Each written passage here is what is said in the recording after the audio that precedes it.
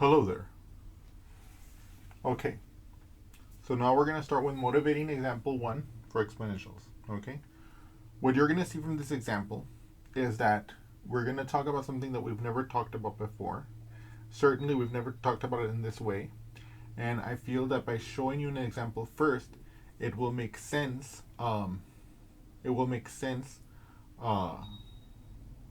Why the result of this example will look the way it does, and it will serve as a good foundation to understand why exponentials emerge, and also what they are, and why they're useful. And later on, we'll talk about the explicit language about exponentials. Okay, but for right now, we're just going to take an intuitive approach. Okay. Having said all that rigmarole, I want us to go straight to reading this problem and thinking about what it takes to solve this problem. Okay. So first of all, let's read it together. Let me pull out here my magical reading instrument, which we will find to be very useful for us. Okay. So I'm just kidding. A magical reading instrument. Oh my God. Yes, this is the reading it automatically ideator. 1,000. No, I'm just kidding. By the way, if you would like a reading tool like this, you can get one for $100,000 US wire transfer to my Swiss account. No, I'm just kidding. Okay, that was a joke. Okay, let's get started. Suppose that a population of bacteria are on a petri dish consisting of 43,050 individuals at a given time. Suppose that this population, now here's the important thing. Suppose that this population grows by 30% every hour. Find a model to describe the population at time t. Okay? So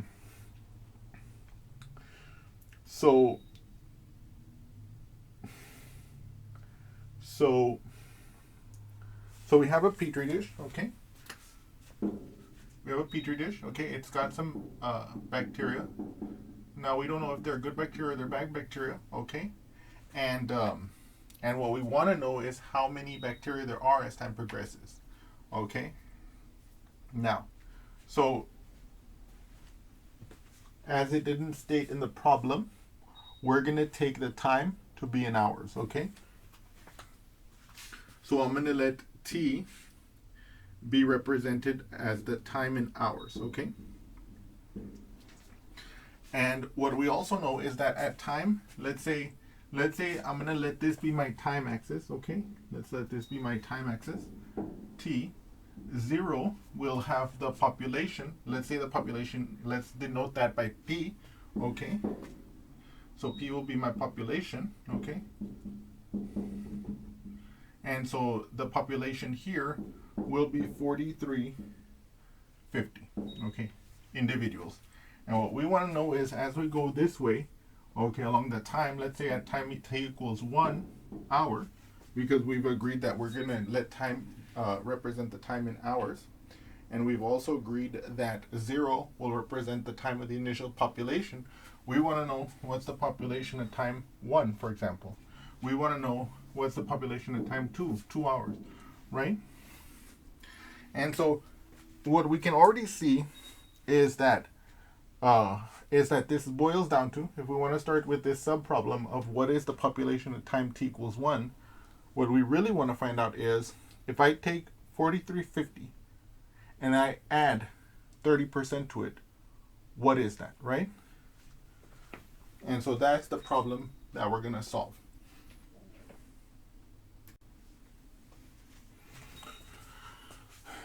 So I restated what we're going to do first, okay? So if I have 4350 to begin with, how do I determine 4350 plus 30% of 4350? Now, for some of you, you may know that that the result of this is going to be the following. You might say, well, David, 4350, okay, 4350 plus 30% of 4350, okay, that is equal to 1.30 times, okay, 4350, okay. And you might say to me, well, David, if it had not been 30%, if it had been 6%, for example, you guys might have said to me, okay, David, if it had been 6% instead, it would have been 4350 plus 6% of 4350 would equal to, in this case, 1.06 times 4350. Okay? And so on and so forth. And I could do the example like this. But what I want to do right now is I want to go a little bit further back. Not entirely to first principles, but kind of to first principles, because I want to remind you of why this would be true. And then we're going to, but of course this is going to be the property this is the property we're going to exploit to then later on at the end come up with the final form of the solution that we're going to take on. Okay? Okay. But so essentially what I'm saying is, what I'm gonna show you right now is that if I want to take any number, in our case for concreteness 4350, and I have that number plus some given percentage of that same number, then it'll be 1 point, and in our case, since we're doing 30%, 1.30 times 4350. But of course, depending on the particulars of the problem that you would be facing in the future, a different problem, of course the numbers will be modified appropriately. Okay, so this is what I'm going to show you is the case. Okay, so let's get started.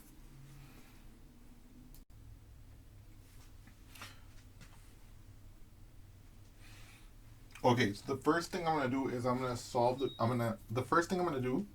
to ask, what is 30% of 4350? So here I have brought back to our minds like the fundamental properties of percentages and how we calculate them. Okay, we want to know what is 30% of 4350. 30% is going to represent a part of this, which is going to represent the whole, because of course if we were looking for the whole, it would be 100%, right?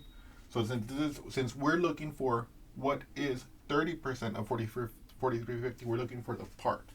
Okay, so since we don't know what the part is, I'm going to put that as x. That's going to represent our part. Our whole here is going to be the 4350, of which we want 30%. Okay, and of course the percentage is 30. Okay, so this is the standard setup for calculating 30% of 4350. And so now I can use this setup. By the way, I want you guys to notice also, I want you guys to get into the habit of solving problems systematically, labeling what you're given from a problem, and then bringing your formula and then plugging in. Okay, because that way you're gonna have when you actually learn this and you use it, you're going to be far more automatic, and error will creep in at a lower rate. Okay, so for example, we can still make mistakes, but the more careful we are, the less mistakes we'll make over time. Now I'm going to plug these values into my standard proportion for percentages. So part over whole, x over 4350 is equal to 30 over 100. Okay. Now there's a few comments I want to draw out of this. So the first thing is, I have a number x. It's being divided by 4350. How do I get the x by itself here? Aha. I multiply by 4350, right? Okay. So let's do that together here. Okay. So this basically equation implies that x will be this times 4350, right?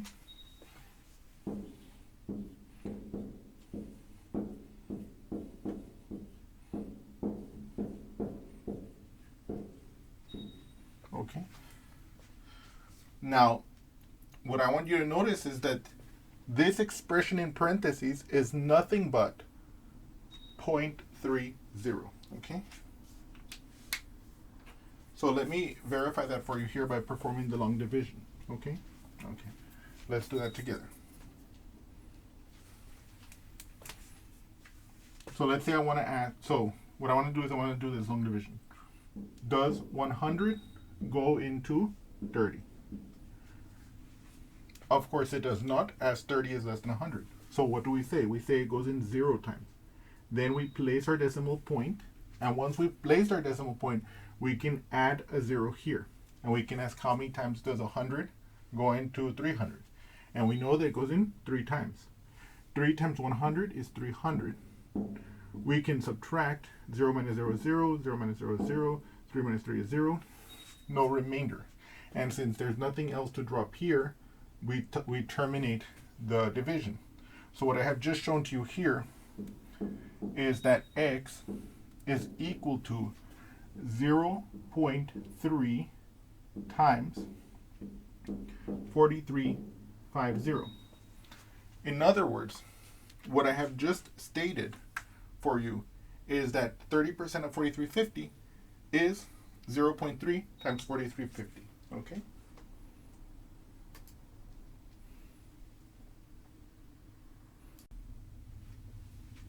So I just summarized what we got earlier. We got that 30% of 4350 is 0.3 times 4350. So now we can address what we were addressing earlier. That is to say, what we really want to know is, if I have 4350 plus 30% of 4350, what is that? Well, so now we can say, aha, this expression will equal to 4350, which comes from here, plus, and then we know what 30% of 4350, sorry about that, I got tongue tied there. We know what 30% of 4350 is now because it's this from our previous calculation. So that is 0.3, okay, times 4350. Now what I want you all to realize, okay, is that this expression, this number 4350, I can imagine in my brain is the same as 1 times 4350, right? So this is the same as 1 times 4350 plus, and then here I'm just copying this down, 0.3 times 4350. And what I want to recall for you real briefly is the distributive law. So if you recall, the distributive law says that if I have 3 real numbers, a, b, and c, then a times b plus c will equal to a times b plus a times c. Now, if you imagine what I have here, you might already be able to see it, but let me just make it completely explicit here. This 1 is going to be my a here. I mean, it's going to be my my b here. This is going to be my a. This is going to be my c. This is going to be my a. Of course, here, I guess I should have written it the other way, but we know that multiplication is commutative. That is to say, if you have a times b, that's the same as b times a. So if you look at this expression here, okay, you can see right away that, aha, I can factor out this a, okay? That is to say, I can write this expression as 4350, okay? In other words, the right-hand side of the expression in the distributive law, okay? I can rewrite it as factoring out the a, the term that's common to both of them, and what's inside the parentheses will be the sum of the coefficients. In this case, it'll be 1, the b, plus the c, which is the 0.3. And of course, what is 1 plus 0.3? That's 1.3. Okay?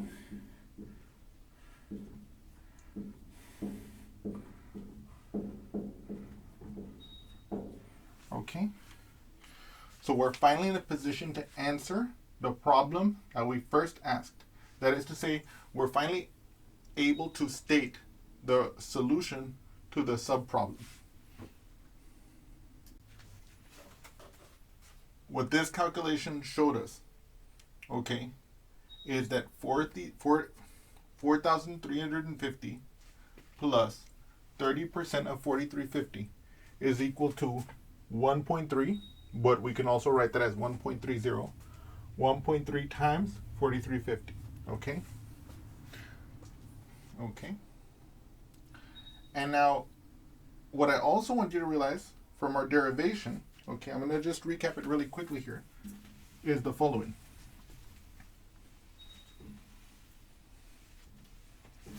When we were calculating the 30% of 4350, we had set up the following proportion.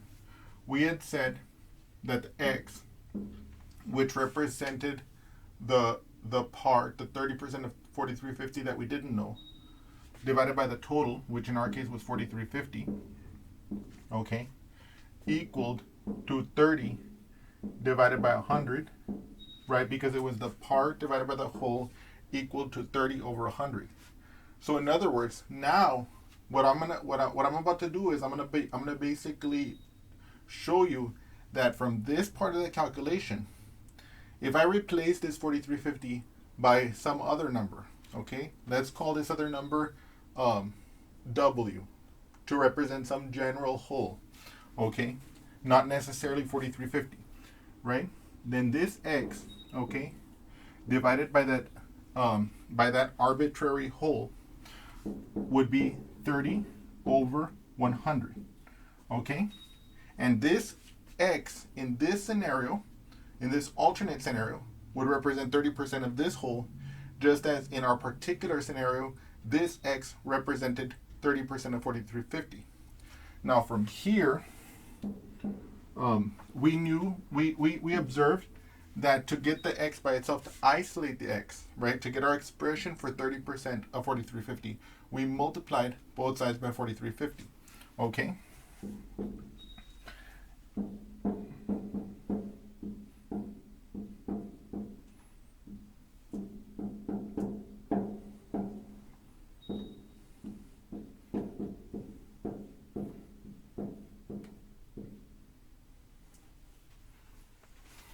Okay, and of course that became 0.3 times 4350. But by analogy, and you can see it here, by analogy, no matter what the whole is, this, and that's why we're representing it as W here, right? No matter what the whole is, this expression for x as 30% of this whole implies that the 30% of that whole will be given by 0.3 times W. So in other words, if I then want to get 30% of the next value, okay, I can simply multiply, or if I want to get 30% of that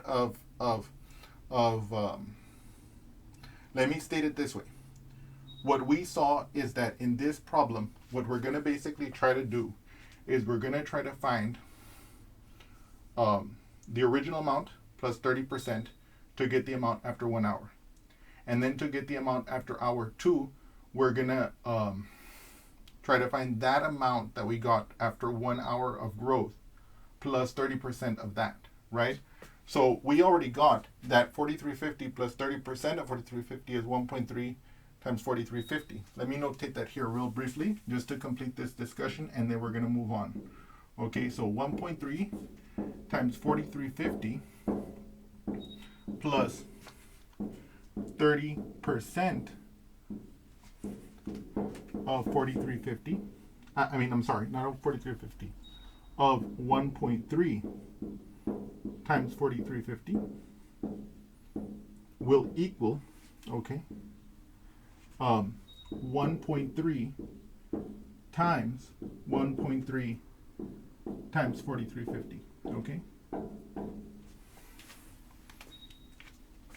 And so basically, the reason why I was expanding the discussion of the particular case to this case here is that now this, for example, can represent our unknown W.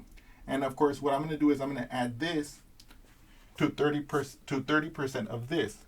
But what we just showed here is that 30% of this expression will be 0.3 times this expression. And then by performing the same kind of calculation that we erased right now with the distributive law, we would again arrive at a factor in front of 1.3 times that number. Okay? And so now what we're going to be able to do is we're going to make a table to show what I think all of you are already starting to see. Okay?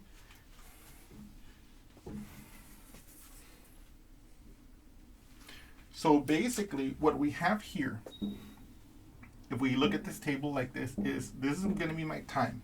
And this is going to be my population for a given time. I'm going to let P of t represent the population at the time t.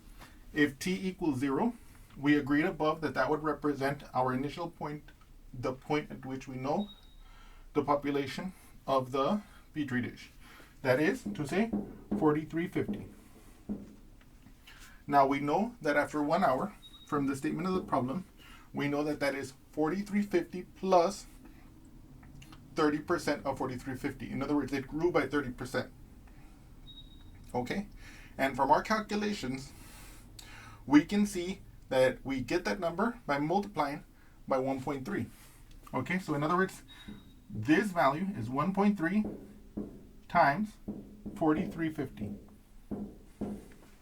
And from what we saw right now, we know that for any whole whatsoever, which we represented by W, if you multiply that whole by 0.3, you get 30% of that W. And so, for example, if you were to take, what we were arguing here was that if we take that whole plus 30% of that whole, okay, distributive law acting here gives us again 1.3 times that W, right? So after the second hour, we get 1.3 times 1.3 times 4350. And I imagine you guys can already see what's about to happen, right? After a third hour, okay, I'm going to have 1.3 times 1.3 times 1.3 times 4350, okay? And so I know now that at this point, the pattern must be quite clear, okay? And what I want to do, okay, to make this pattern clearer is I want to, or well, not to make it clear, I know the pattern is clear enough, but now we're going to restate this using some notation that'll make it easier for us to manage, okay?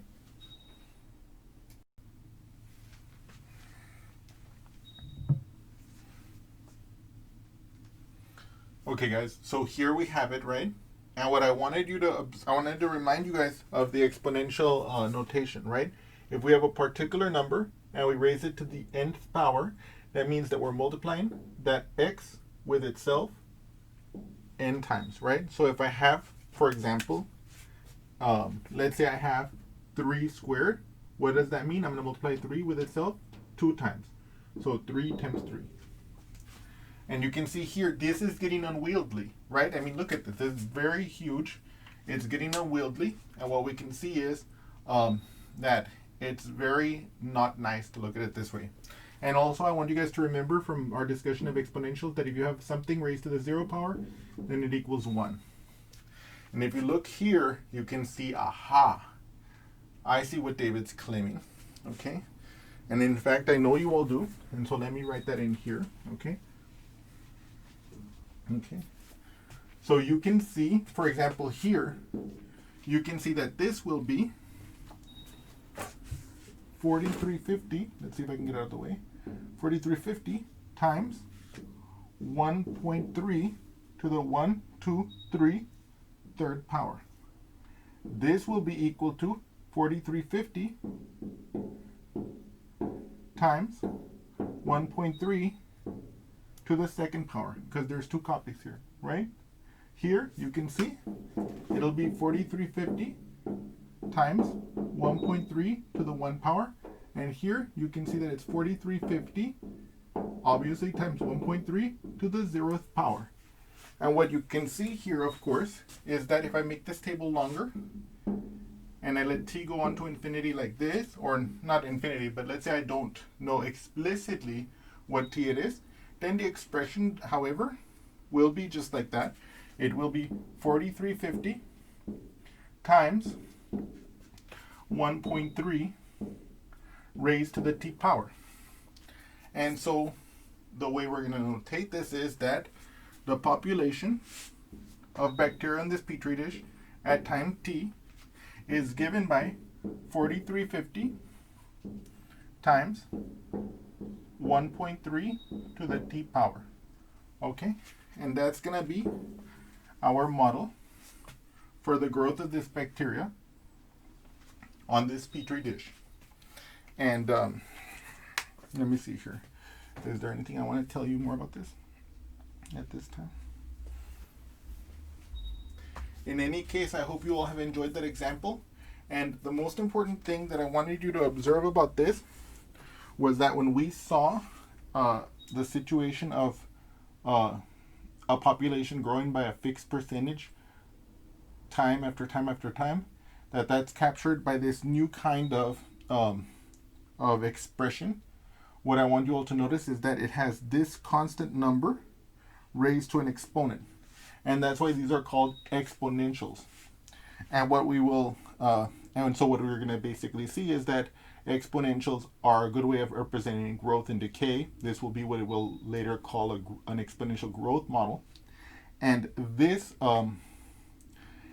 is different from what we've seen before, because beforehand what we've normally been looking at is like a variable raised to a number, and for the first time we're seeing a number raised to a variable.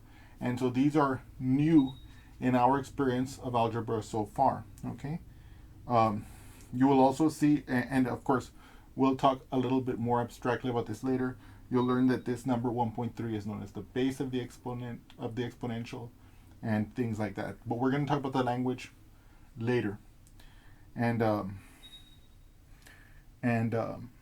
also I wanted, in our discussion of this problem, I wanted to remind you guys about percentages, and I wanted to show you that in explicit detail so you could benefit from that discussion also. And in any case, I hope you've all enjoyed this example, and I'll see you again soon. Thank you so much.